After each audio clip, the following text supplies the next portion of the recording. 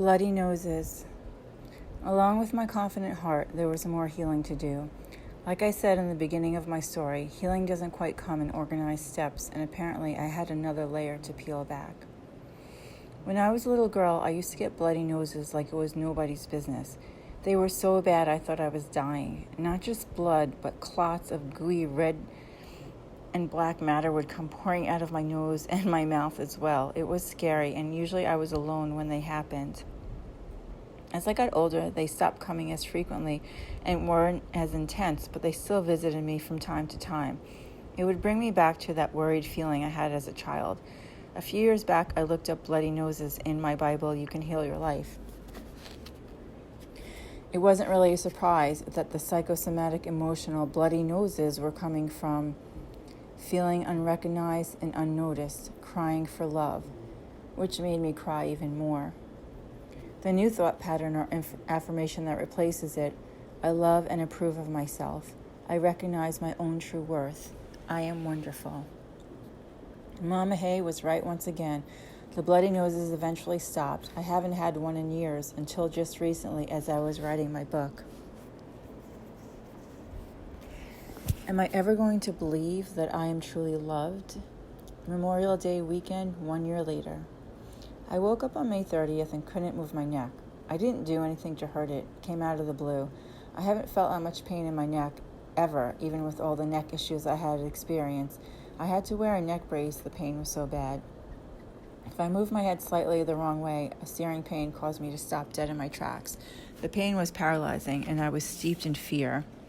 Immediately, I called my healer friends, and one by one, they came over. Getting used to asking for help now.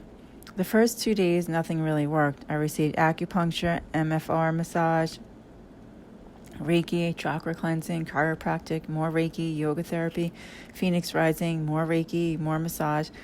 Finally, after 3 days, I could move it without searing, paralyzing pain. By day 6, it was 50% better, and each day after that, it got progressively better. On the second day, my friend said he would do a distance healing, and for me to lie in bed, it would take about 20 minutes. My body started shaking, and a huge sob of sadness came up. It hurt my neck to cry, so I tried to hold it in, but my body wouldn't let me. I think you need to cry, I said to myself. So I started to let the tears flow, and the thought and feeling of nobody loves me, nobody wants me came up again. At first, I resisted it, being hard on myself as usual. Not you again, I thought. I was done with you already. How much more pain do I have to feel? How much longer do I have to have this annoying belief? The emotional pain building up on top of the physical pain. Finally, I decided to just let go and cry. As I was crying and feeling those feelings of anguish, of not being loved and wanted, my higher self kicked in. The goddess said, "You know this is not true. You know you are loved. Look at how many people came over to help you." Still not convinced, though, my goddess self continued, "Okay, well, it doesn't really matter if no one loves you, because the truth is, you are love itself. You are the light." As soon as I affirmed that statement to myself, I felt the emotional pain and sadness dissolve. I took a deep breath to let the truth sink in. It was an amazing shift and transformation. Once again, I was offered the opportunity to travel into the darkness and transform it. After the pain in my heart went away, I still had the pain in my neck. I took time to reflect and understand why this was coming up again. Then it dawned on me. I had legally changed my name in November of 2015 to Soulfire. And in April of 2016, I had a name-changing ceremony guided by my angels to celebrate this blessed event. Over the last 5 years, I gradually received information about myself and my divine life purpose through an intuitive medium channel. My spiritual name, Soulfire, is how I am referred to in the divine realms. It is my God-given name that I received through Archangel Michael. My name represents what my whole life's work is about. I'm still in the process of remembering some of it because there are many different facets to my divine purpose. Writing this book is one of them. I also know energy healing is in my DNA. I not only heal with my hands, but I have a signature energy transmission called the Dragon's Breath performed at the feet. It's a cleansing of the sacral chakra. It assists people in releasing and cleansing residual karma, wounds, and darkness held in the sacral chakra that is blocking the transmission of the flow of life force energy. In essence, I use my fire to ignite another soul through the sacred process.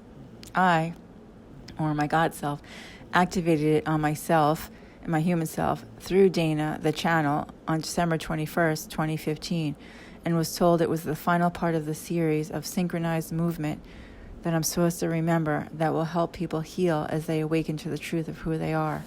Are you still with me?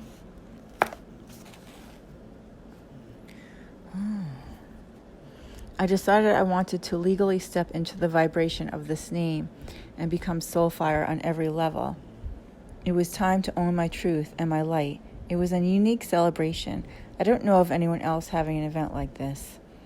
Pioneering pathways for others, the event was another deposit in my spiritual bank account and my confident heart. I received so much support and love from everyone except my mother.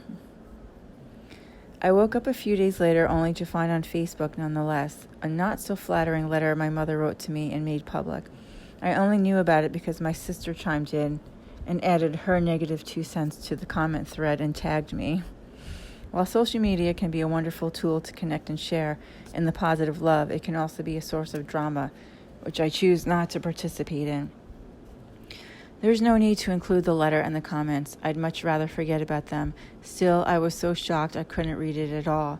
I closed out Facebook and said to myself, I can't deal with this now. I'm in a great place and I don't have time for this negativity. I was on such a high still from my name-changing ceremony that I was not that upset. Plus, I knew not to take it personally, that my mom was projecting her unresolved abandonment issues onto me, as she was also adopted. I guess I didn't really deal with it, so it found its way into my neck. The bloody noses started again, too. It was a sight, me in a neck brace, trying to tilt my head back with blood squirting out of my nose. I realized once again that what you don't address, you repress. Not feeling understood and supported by my family was a constant theme in my life. But now I love and support myself unconditionally, so while it would be nice to have theirs, I don't need it to be happy. When I hear someone say my name, it brings me so much joy to my heart. It's my soul song. It uplifts me every single time, and it reminds me who I really am. As St. Catherine of Siena says, if you are what you should be, you will set the whole world on fire.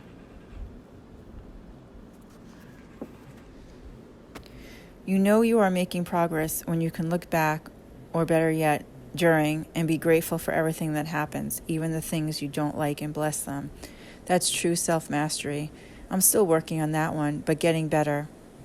We must continue to remind ourselves that our journeys are perfect. There is nothing to stress or worry about. It's all perfection. It's important to remember that in our core, our true spiritual essence of light, we are perfect.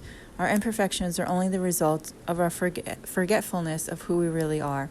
Our imperfections stem from our human ego personality and imperfect conditioning and programming.